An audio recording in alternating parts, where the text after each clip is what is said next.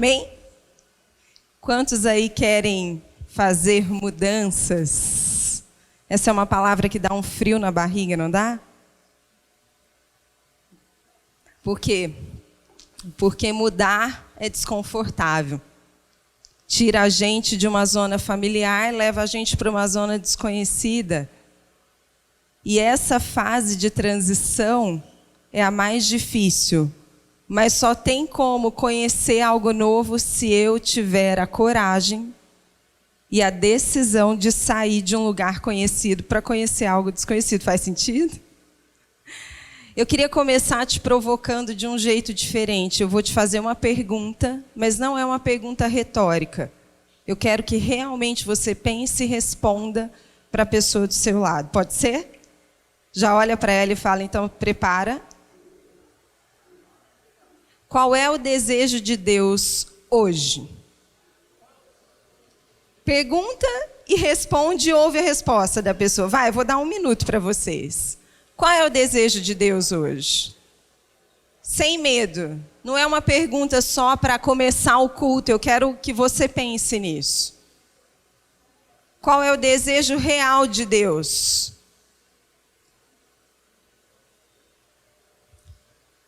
Quem respondeu alguma coisa? Levanta a mão. Menos que a metade.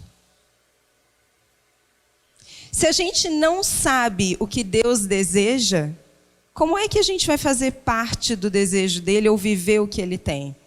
Fica difícil, não fica? Agora, eu quero te provocar. Será que você não sabe mesmo? Ou será que você não teve coragem de falar porque isso te compromete?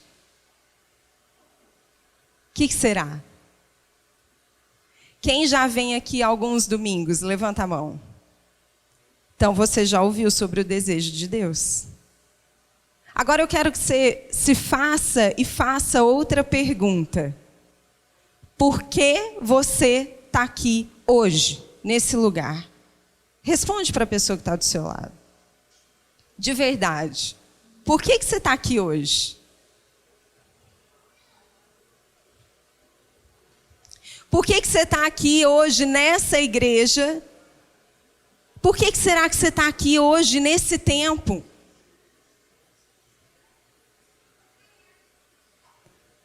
Essa pergunta, quem respondeu? Levanta a mão. Melhorou o número. Mas olha que interessante. Como é que você sabe por que você está aqui hoje e não sabe qual é o desejo de Deus? Não é estranho? Não parece um pouco incoerente? Será que não é o desejo de Deus que você esteja aqui? Será que não é o desejo de Deus que você tenha nascido nesse tempo por algum propósito? Eu quero te provocar a pensar nisso, já você vai entender o porquê. Abre comigo em Atos. Tem aqui também, você pode acompanhar. Atos 3, 21. Olha o que a Bíblia diz. É necessário, está aqui? Tá. Que ele permaneça no céu até que chegue o tempo em que Deus restaurará todas as coisas. Fala comigo, restaurará. Todas as coisas. Quem está falando isso é o apóstolo Pedro. Depois do derramar do Espírito Santo sobre a igreja em Atos, ele está pregando com muita ousadia a respeito da vontade, do desejo de Deus. E ele traz uma chave que chega até o nosso tempo. Ele fala assim, é necessário que ele permaneça no céu. Ele quem? Jesus. Ele está falando assim, Jesus só pode voltar quando todas as coisas forem restauradas. E ele continua falando assim, como falou há muito tempo por meio dos seus santos profetas. Isso era algo que Deus já anunciava desde a antiguidade. De que a vinda efetiva de Jesus depois da ressurreição só poderia acontecer depois que todas as coisas estivessem restauradas. E o que isso tem a ver comigo e com você? Aqui a gente já começa a pensar no desejo de Deus. O desejo dele é o quê? Que todas as coisas sejam restauradas. Ué, mas Jesus já não fez isso? Já não restaurou? Fez ou não fez? O que está faltando então? Está faltando a gente ir embora para o céu? É isso que Ele quer para a gente? Se o plano de Deus não é que simplesmente a gente fique esperando Jesus voltar e vá para o céu com Ele, o que Ele espera de nós, de mim, de você? Que a gente faça parte dessa restauração. Eu sei que está vago ainda, mas a gente já vai chegar lá. Amém? A gente tem falado muito que nós entramos num novo tempo e, de fato, o povo de Deus cruzou uma linha nova. A década de 2020 é uma década que foi profetizada há anos sobre um mover extraordinário que aconteceria na Terra, em especial no Brasil. Não é à toa que em fevereiro a gente tem já um sinal desse mover acontecendo. Eu quero que você pense que, assim como na época de Jesus, está acontecendo agora, Deus está visitando a terra e está batizando a terra. Em especial o Brasil. Você não pode dar nenhum amém? Deus está visitando o Brasil, você é brasileiro? Isso significa que Ele está visitando a mim e a você. Mas está difícil muitas vezes da gente acreditar, mas essa é a verdade. E eu vim hoje te sacudir para que você saia daqui convicto disso, para que você não caia na armadilha que o povo da época de Jesus, que não acreditou nisso, caiu, que não percebeu a visitação de Deus sobre a terra.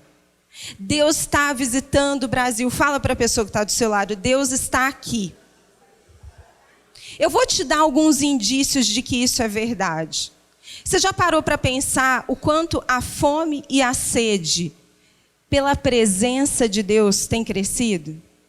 Esses dias eu tenho reparado, e eu tenho certeza que você vai se identificar com isso. Quantos aqui têm familiares ou pessoas conhecidas que até outro dia não podiam falar de Deus e que de repente começaram a se aproximar de você? Quantos têm? Algumas pessoas têm. Pelo menos 30%. Para prestar atenção nisso. Se você se encontrar disponível, você vai ver que pelo menos uma oportunidade na semana você vai encontrar de alguém sedento por Deus e olhando para você, esperando que algo dele saia de você. Eu tenho vivido experiências assim, de pessoas que eu jamais imaginava, ou que eu achava que ia demorar muito tempo, muito mais do que demorou. Pessoas que não suportavam, muitas vezes, ficar com a gente só pelo fato da gente ser crente. Têm nos procurado e pedido ajuda, conselho. Você pode orar? O que você acha de tal situação? Sabe por quê? Porque o mundo está sedento.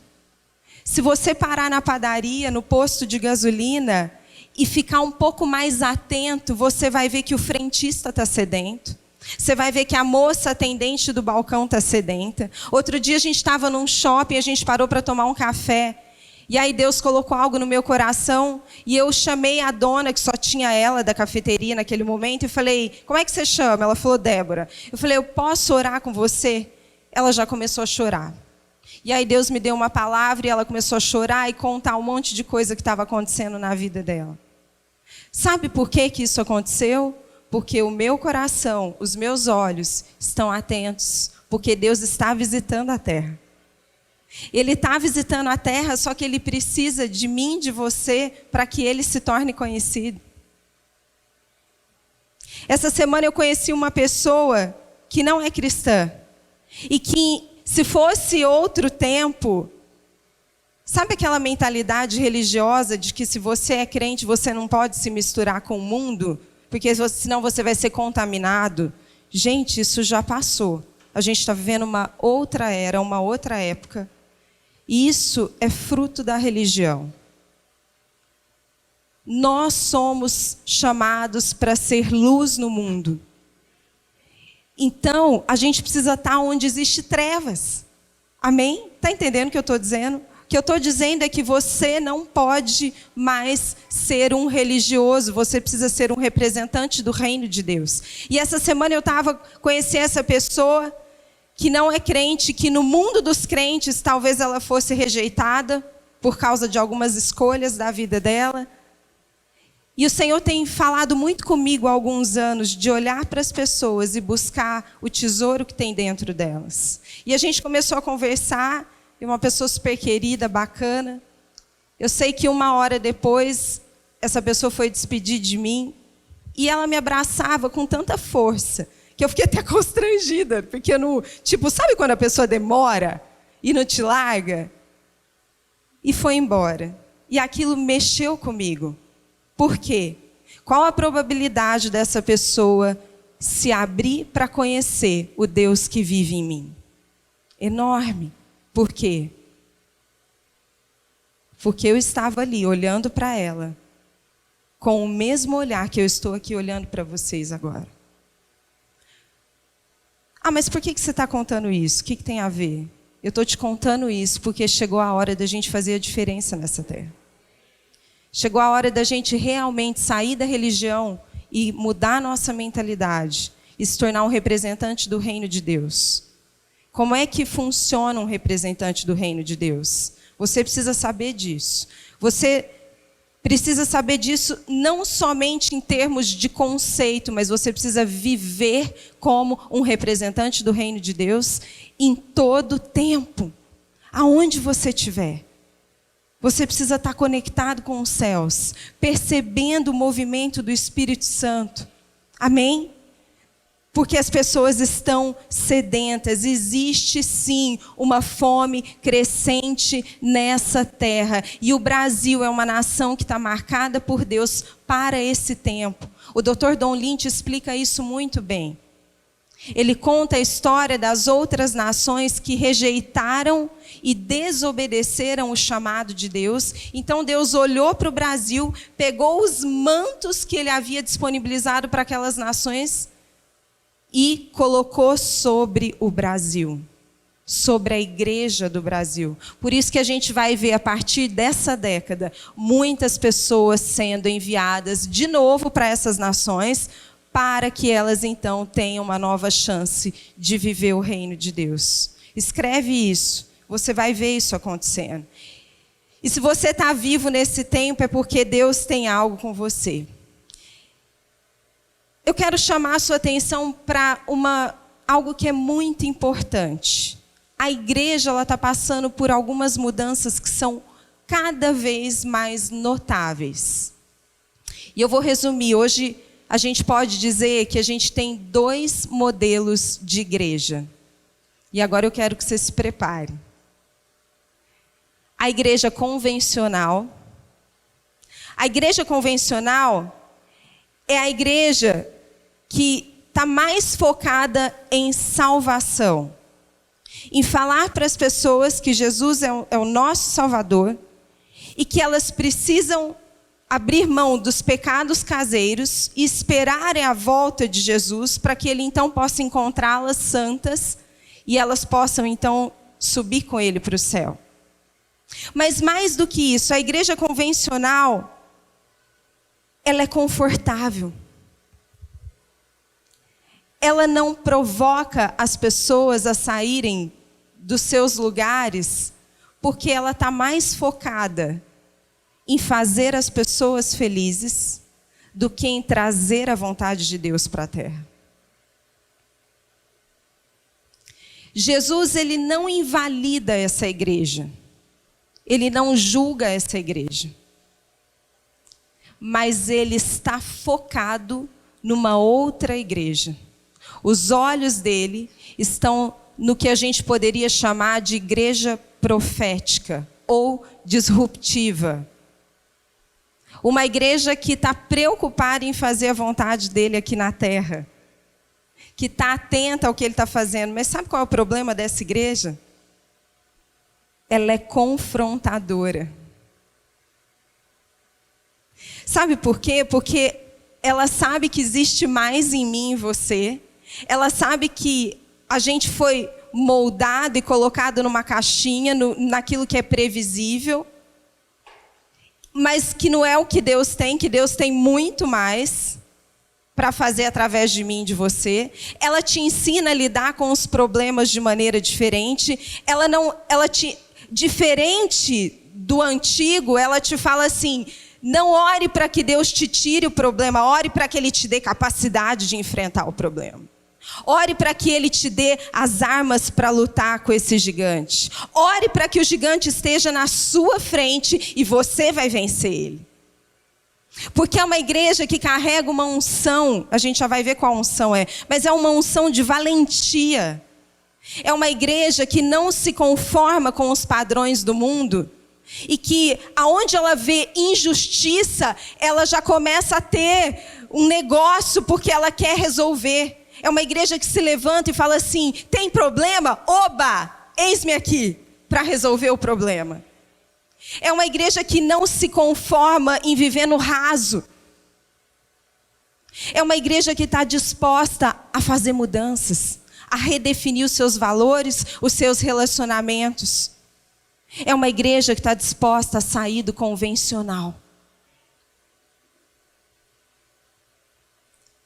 Se você está aqui, talvez isso seja um sinal sobre qual igreja Deus tem te chamado.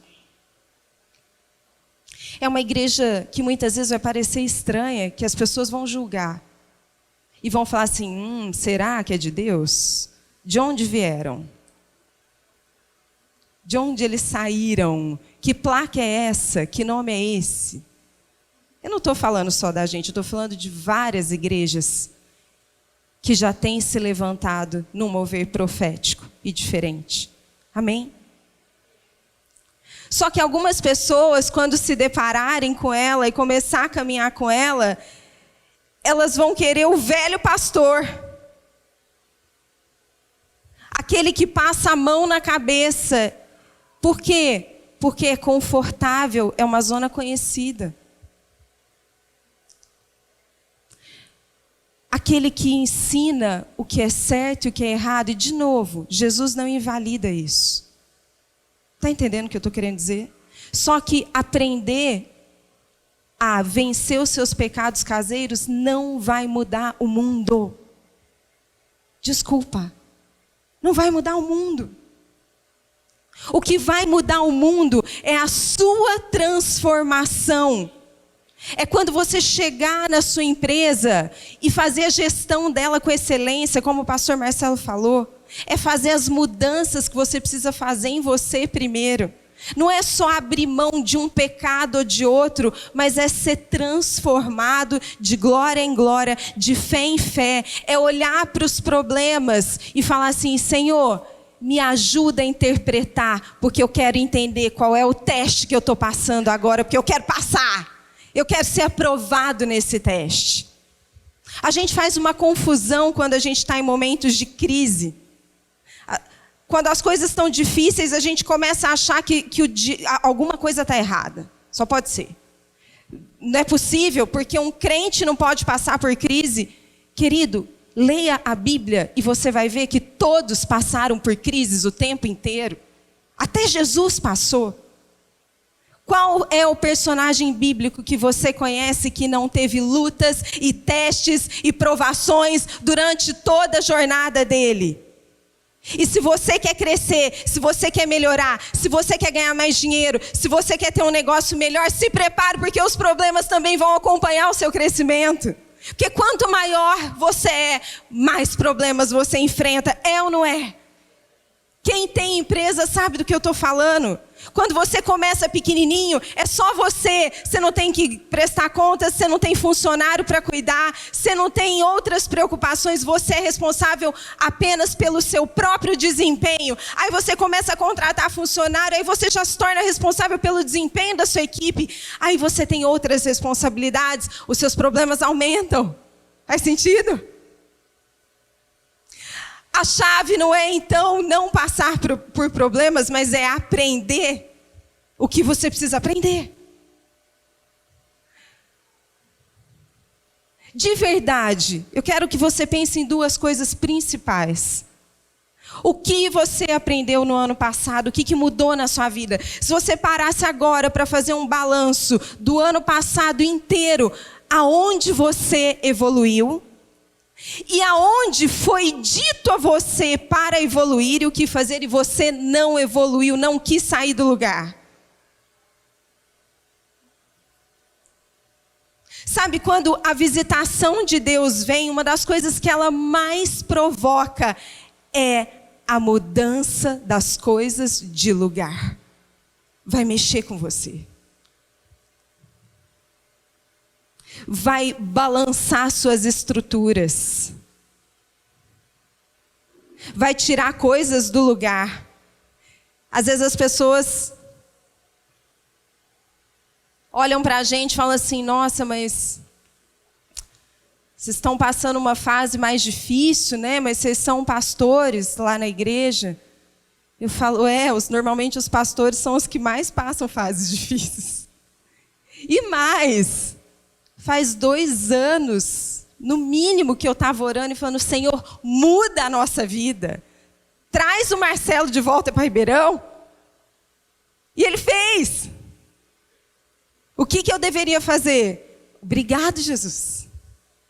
Que orações você já fez? Sabe aquelas orações que a gente faz? Senhor, me usa, eu estou aqui, mexe comigo, faz a tua vontade, o teu querer. Você quer mesmo que Ele faça? Você está preparado para ser mexido, para ser confrontado, para ser desafiado a sair do lugar?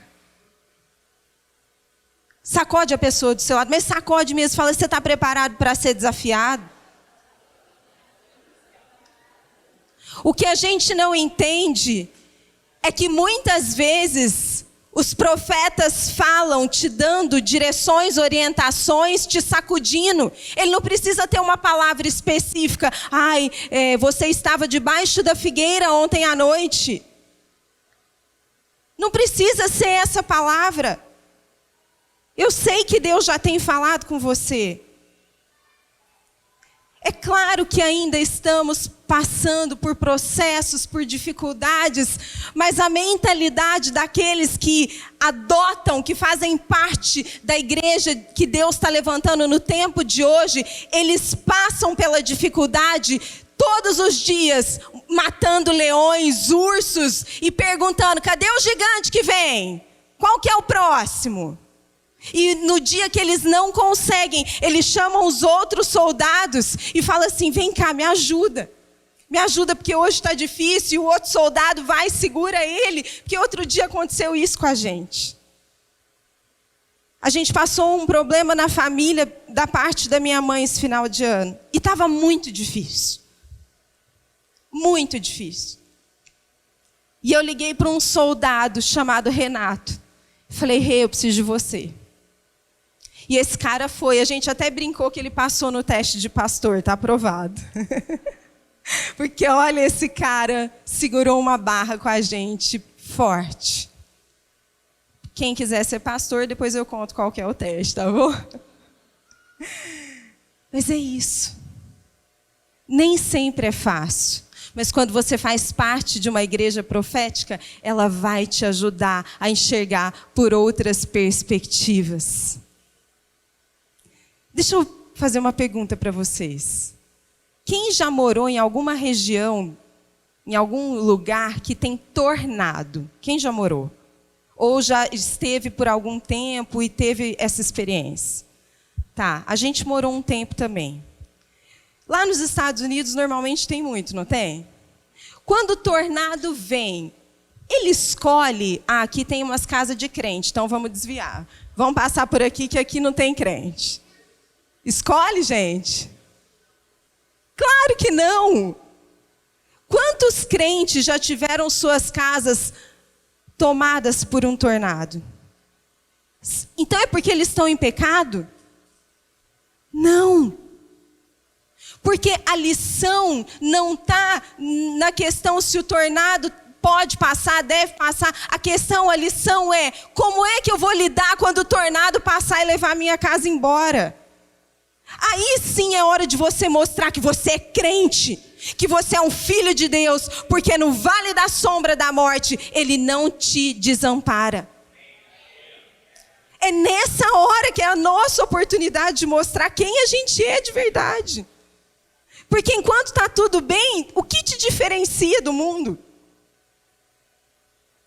As pessoas estão sedentas por ver cristãos de verdade, que na hora do vamos ver, no arré do pé, fala assim, pode vir, eu não vou desistir, porque o Senhor é o meu pastor, e eu não tenho falta de nada. Ainda que o choro dure uma noite, eu chamo os meus irmãos, amigos, guerreiros, e eles levantam os meus braços e me ajudam a continuar. Amém?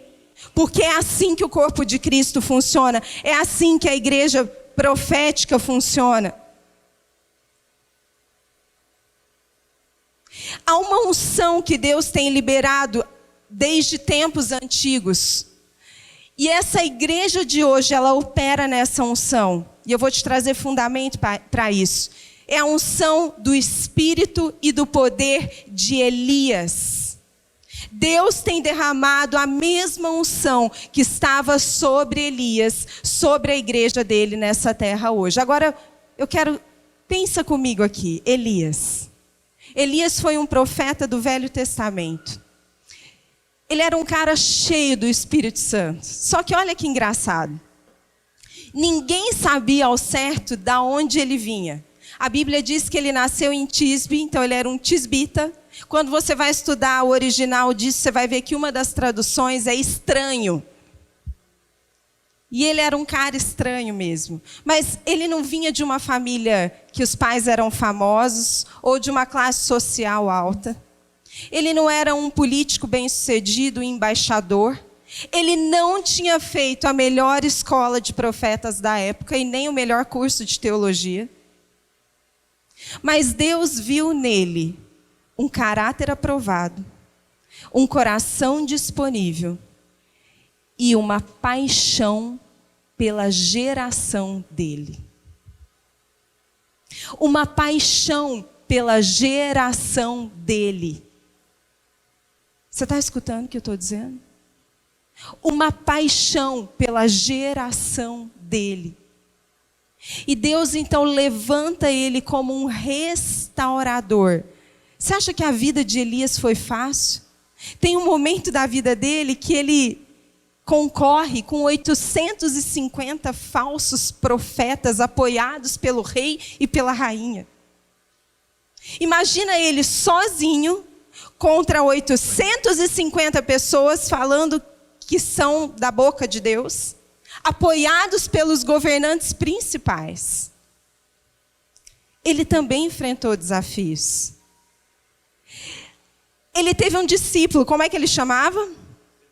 Eliseu.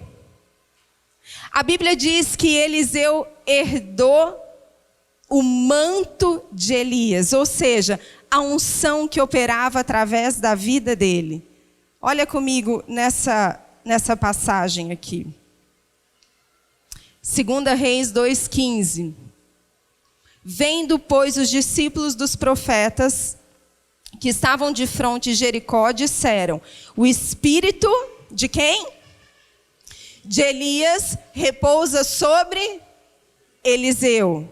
O espírito de Elias é o próprio Espírito Santo que carrega a marca de Elias agora, desde aquela época, porque Elias foi um cara que realmente representou Deus na terra, que fez a diferença. Então, Eliseu recebe a porção de Elias, amém? Depois, essa porção ela não para em Eliseu, mas ela continua. Vai comigo em Malaquias 4:5. Malaquias, o profeta, ele também prediz a volta dessa unção. Eis que vos enviarei o profeta Elias, antes que venha o grande e terrível dia do Senhor. Ele converterá o coração dos pais aos filhos e o coração dos filhos aos pais. Veja bem, ele não está falando de uma pessoa. Ele está falando de uma unção que vai trazer transformação, que vai converter o coração das pessoas. dos pais aos filhos, dos filhos aos pais, que vai trazer de volta os valores do reino de Deus sobre a terra.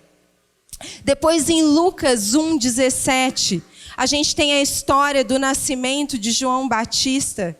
E o anjo chega para Zacarias e olha só o que ele fala.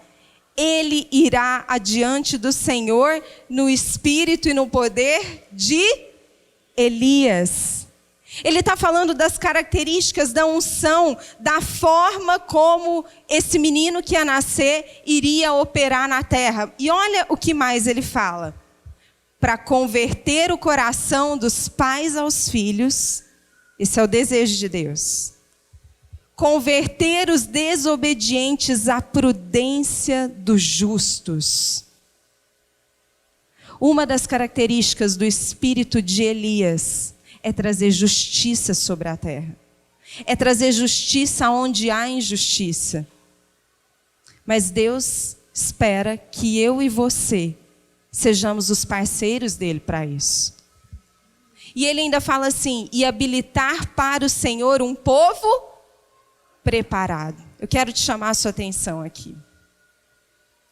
O espírito e o poder de Elias vem para preparar um povo, capacitar e equipar um povo, para que todas as coisas sejam restauradas e então o céu pode liberá-lo.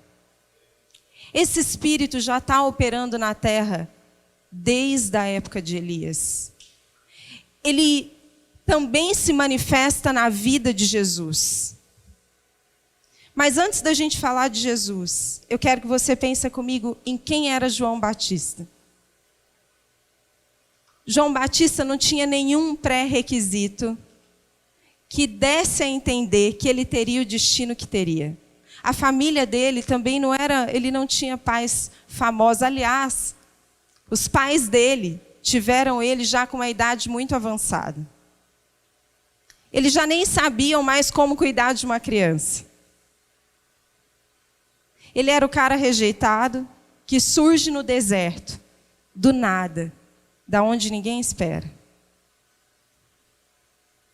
Muitas vezes a gente não tem vivido numa plenitude maior aquilo que Deus tem para a gente, porque a gente se considera alguém que vem do nada. E a gente olha isso como algo ruim, inferior. Mas eu não tenho dinheiro, eu não tenho herança, eu não tenho sobrenome, eu não tenho influência, eu não tenho nem seguidores na internet. Como é que Deus pode escolher a mim para fazer a diferença nessa terra, para mudar esse quadro? Deixa eu te falar uma coisa. Aos olhos humanos, aos padrões terrenos, Davi não era ninguém, Elias não era ninguém, João não era ninguém e Jesus não era ninguém. Jesus também não atendia os pré-requisitos que eles estavam esperando. Sabe por quê? Porque normalmente Deus escolhe aqueles que ninguém espera. Porque Deus não mede o nosso potencial por aquilo que a gente pode entregar, mas por quem a gente é e aonde está o nosso coração. Deus mede o potencial diferente do homem. Não é sobre o que você faz, mas é sobre quem você é. É sobre aonde está o seu coração. Porque a capacidade Ele dá. Ele te dá recursos, Ele te dá caminhos, Ele te dá pessoas que sabem para te ensinar. Amém?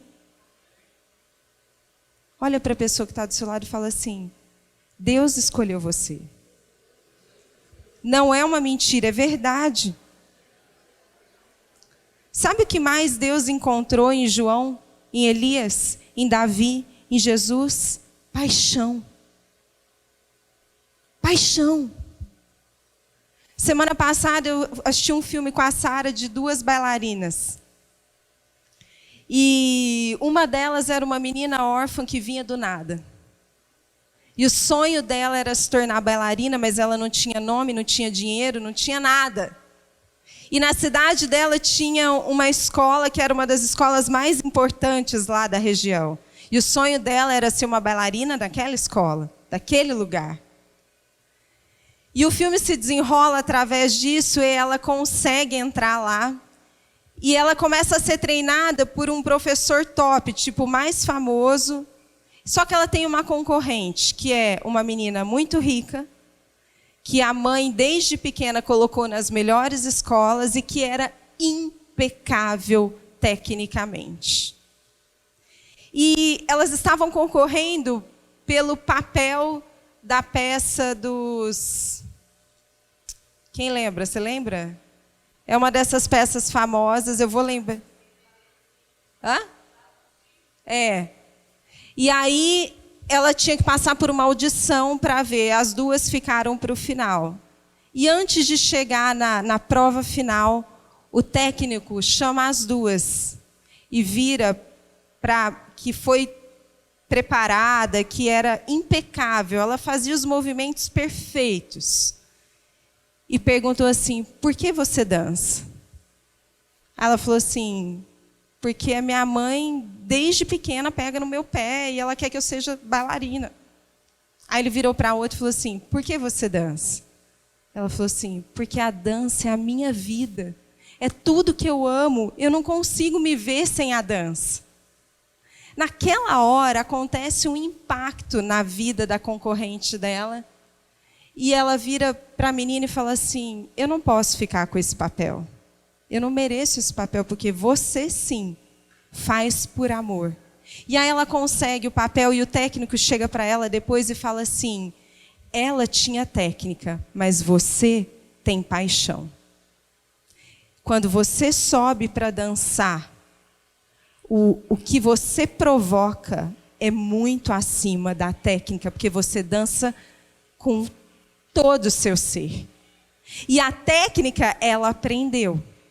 Eu fico imaginando esses caras, homens e mulheres, essa igreja que Deus está levantando hoje. Eu quero que você olhe para você, para mim, olhe ao redor. Talvez você pense assim, mas será que a gente é tecnicamente capaz para fazer a diferença nessa terra?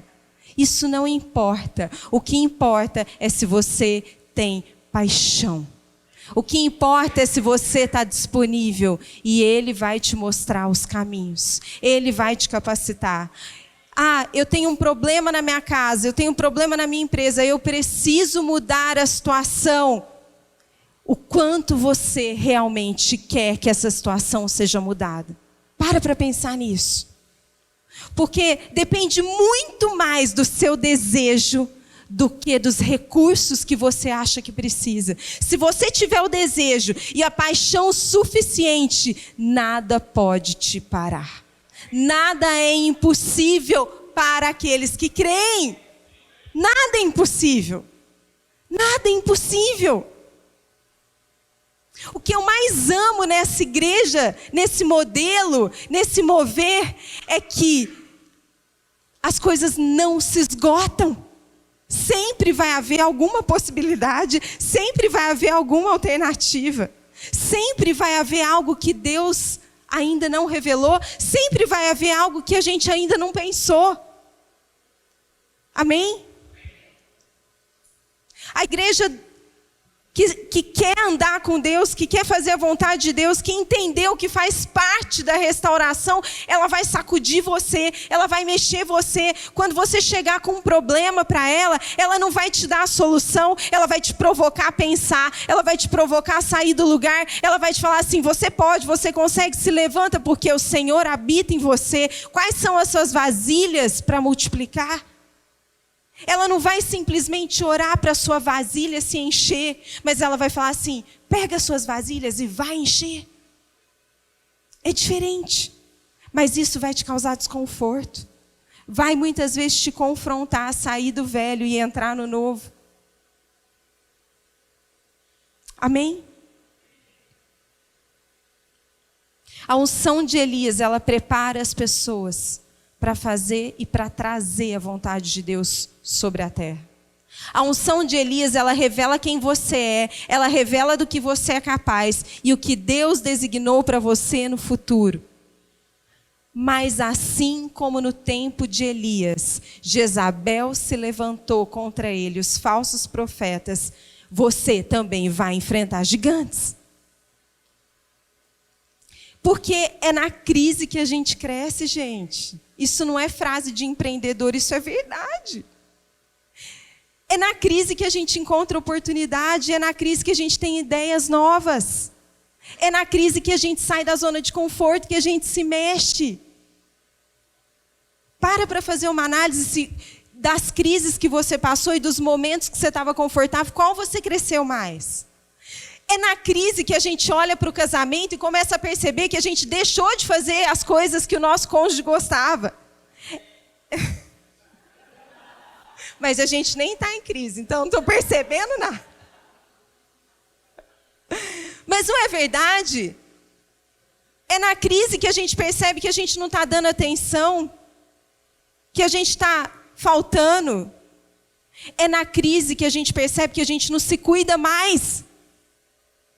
É quando o seu marido pensou em outra, e você olha e fala, mas também faz 10 anos que eu não passo um batom, sei lá.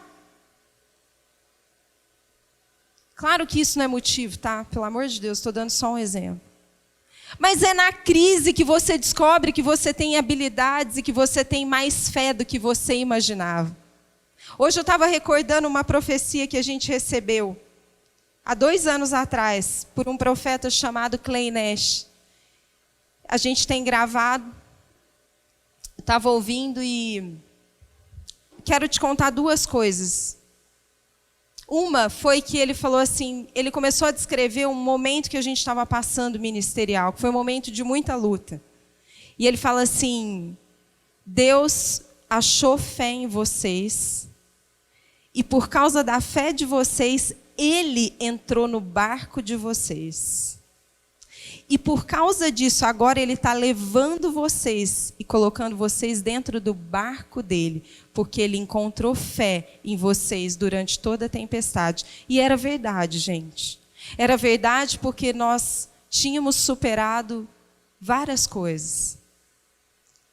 E uma outra coisa que Ele trouxe, e aqui eu quero te provocar a pensar.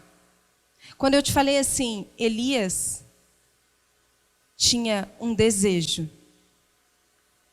que era restaurar a geração dele. Ele estava preocupado com o que ia acontecer com a geração dele.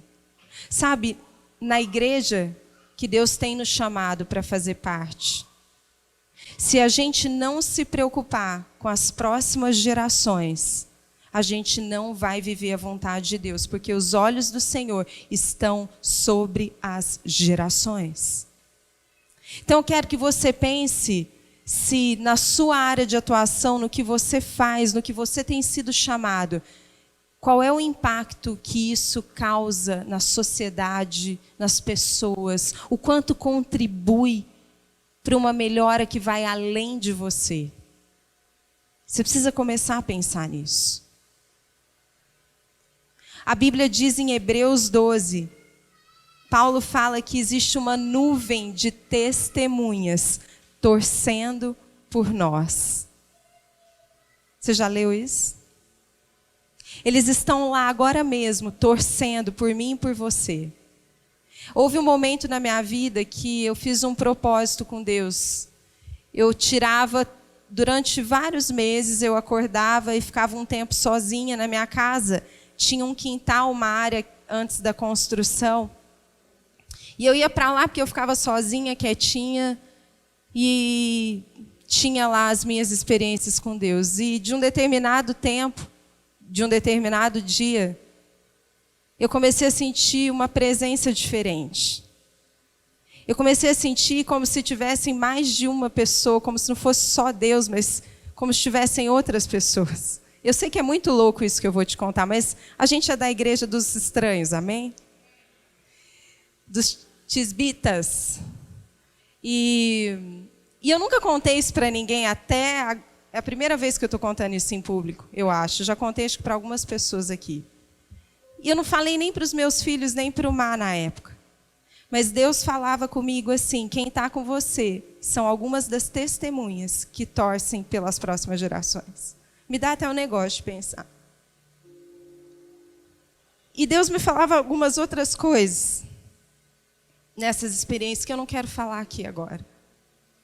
Aí, há 2 anos atrás, eu estava numa igreja que a gente foi com o apóstolo Marcos, assistir um pregador que chama Clay Nash. Ele é um profeta lá dos Estados Unidos. Era uma igreja 3 vezes maior que essa, e a gente estava sentado mais no meio, então era distante porque era maior. Ele pegou o microfone. Eu confesso que eu tinha tido uma impressão que ele tinha olhado para a gente já antes, na hora do louvor, mas guardei isso para mim, né? Aí ele pegou o microfone e apontou para mim.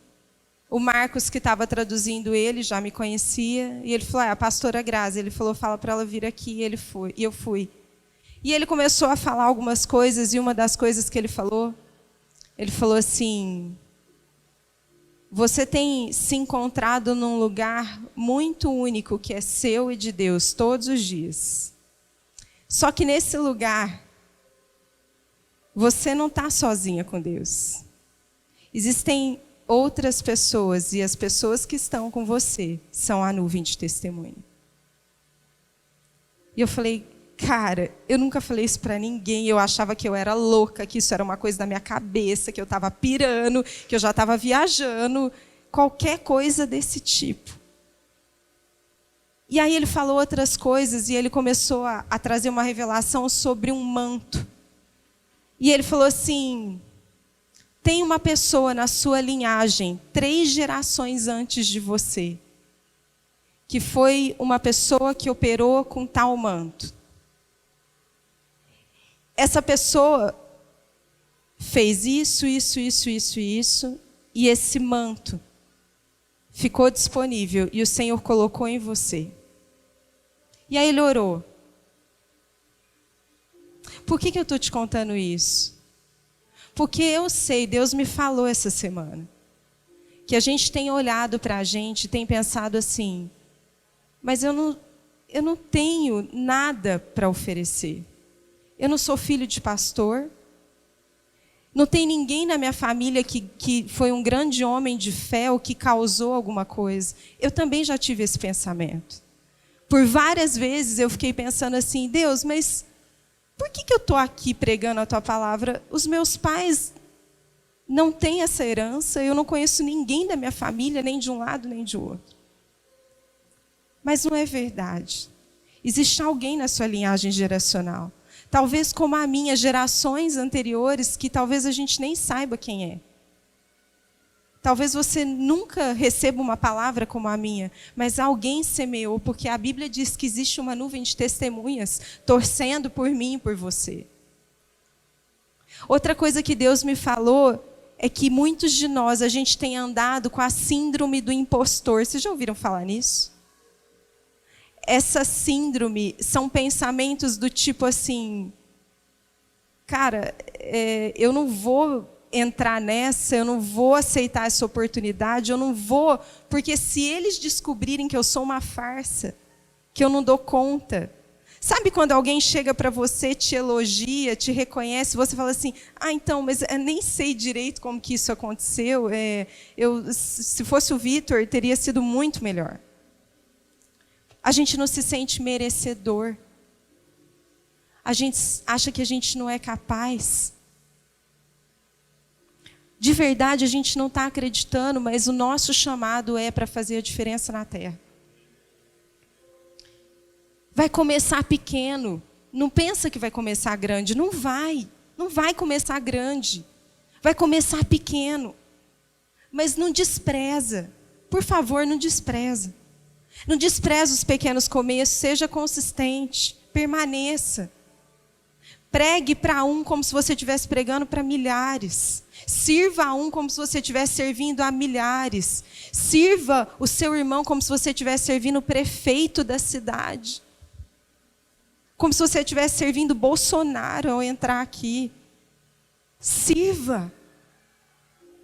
Faça, permaneça. Eu sei que Deus tem palavras.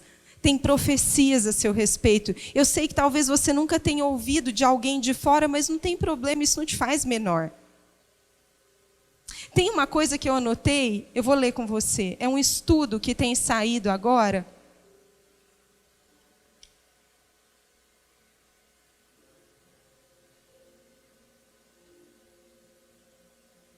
que fala o seguinte: que a cultura das celebridades está acabando. Sabe por quê? Porque as pessoas estão começando a perceber que elas também têm valor, que elas também são incríveis, que elas também têm propósito. Gente, a gente está numa nova década, num novo tempo. Vocês vão ver a igreja saindo de pregações de alta performance para pregações cheias do Espírito Santo.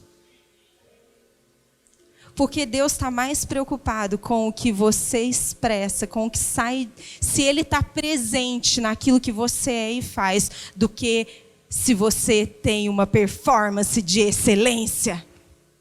A performance é consequência, porque quando a gente é apaixonado, a gente vai treinar as 10 mil horas, porque a gente vai fazer por propósito e não para aparecer para as pessoas. Porque a gente vai fazer porque a gente sabe que existe ali um motivo, porque aquilo vai fazer a diferença na terra.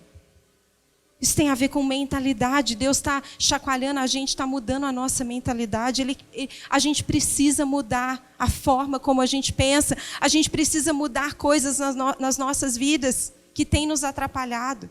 Eu ouvi Deus me falando essa semana, existem pessoas aqui que precisam redefinir a forma como elas se relacionam. E ainda perguntei, falei, Deus, engraçado, não tem vindo para a gente pregações e mensagens sobre perdão, mas o Senhor está me falando que tem pessoas aqui que precisam perdoar relacionamentos. E Ele falando, porque a gente já está em outra fase. Não dá mais para pregar que o perdão cura, porque essas pessoas já sabem disso. Mas elas precisam perdoar. Elas precisam se relacionar diferente. Eu quero te encorajar, se essa pessoa é você. Começa a pensar no que você vai sair daqui fazendo hoje. O que você... Stacy Campbell, que é uma ministra, uma escritora, ela fala o seguinte: quando a gente começa a cavar e acessar a vida íntima das pessoas, a gente vai descobrir que a maioria tem pacto com a miséria. O que é isso? A gente não está conseguindo se ver da forma que Deus nos chamou. A gente continua achando que viemos do deserto, não somos nada, não temos nada para oferecer, mas são esses que Deus levantou e que fizeram a diferença na terra. De novo, Davi, João, Elias, Jesus não tinham a performance terrena que o mundo esperava, mas eram cheios do Espírito Santo. Eram cheios de paixão. E isso fez deles o maior sucesso na geração deles.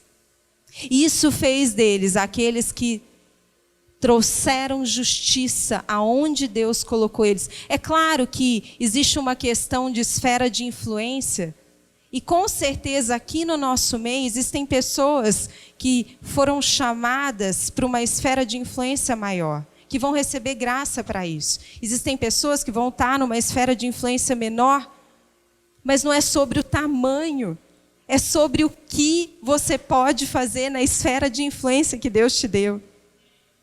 É sobre o que Deus já colocou na sua mão para que Ele se torne conhecido. Deixa eu te falar uma coisa, só tem uma maneira de Deus se tornar conhecido na terra hoje, é através de mim, de você. Não tem outra forma. Ele não vai descer de novo. Jesus não vai morrer de novo. Ele precisa ser conhecido através de mim, de você. Quais são as mudanças que você já deveria ter feito? Comece a fazer hoje. Não deixa passar mais um dia. Não estou te pedindo para fazer uma mudança radical de uma vez, porque eu sei que isso é difícil, mas assume aquilo que é prioridade na sua vida. Assume. Para de ficar preso à mentalidade, eu não tenho dinheiro. Para de julgar as pessoas que têm, que são ricas. Sabe, às vezes eu ouço crentes até falando, mas quem é rico é arrogante, é errado ter dinheiro. Quem te falou isso? E se Deus tiver um propósito para você, de você ter muito dinheiro, como é que você vai justificar o que você falou das pessoas que têm? O problema não está no dinheiro. A Bíblia não condena em nenhuma passagem e não fala que você não pode ter dinheiro. A Bíblia fala do seu coração. A forma, quais são os altares, quem você está adorando. Isso tem a ver com o coração. E ainda assim a gente carrega aquela mentalidade de humildade, que na verdade ser humilde não é ter menos. É pensar menos em você. É diferente. Então a gente carrega ainda uma mentalidade de culpa, a gente acha que a gente não merece. Querido, a gente não merece mesmo, mas Jesus merece. Ou não merece. Ele morreu na cruz para que as coisas fossem restauradas. Então faz por Ele, não faz por você. Se deixa ser usado por Ele, então. Deixa você de lado, faz por Ele. Faz por Ele. O pastor Marcelo, ele gosta de falar muito das inovações, né? Do que está acontecendo no mundo, nas atualidades. Eu também trouxe um dado hoje, para te provocar. No Vale do Silício, dizem que há 60, 70 anos atrás, era uma região conhecida como Vale dos Agricultores. Um lugar como se fosse uma aldeia. Hoje, numa área de mais ou menos 100 quilômetros, já existem 10 cidades que equivalem ao PIB do Brasil. Como é que eles fizeram isso? Como é que eles transformaram esse lugar dessa forma? Quem quer dar uma resposta aí? Sabe como? Tendo ideias. Ideias. Eles não foram atrás de dinheiro, eles tiveram ideias. Para de olhar para aquilo que é natural e limitado. O dinheiro é algo muito limitado, gente. Muito limitado, mas o Espírito Santo é o ilimitado que foi colocado dentro de mim e de você. É o ilimitado. Ideias. O mundo pode ser transformado pela sua ideia. O mundo pode ser transformado pela sua vasilha de azeite. Mas como assim o mundo pode? Porque se o mundo ao seu redor mudar, a cidade muda. Se a cidade mudar, o país muda. Se o país mudar, as outras nações mudam. É ou não é? Sabe, a influência, ela é como um pingo de água que cai. Imagina um rio, um lago, uma piscina. Um pingo de água que reverbera e vai se espalhando e vai chegando até as bordas. Talvez você seja o pingo de água hoje, pequenininho. Mas o que esse pingo pode fazer e pode alcançar, as ondas que ele pode provocar, você só vai descobrir quando você se deixar ser usado, quando você acreditar. Amém? Fica de pé.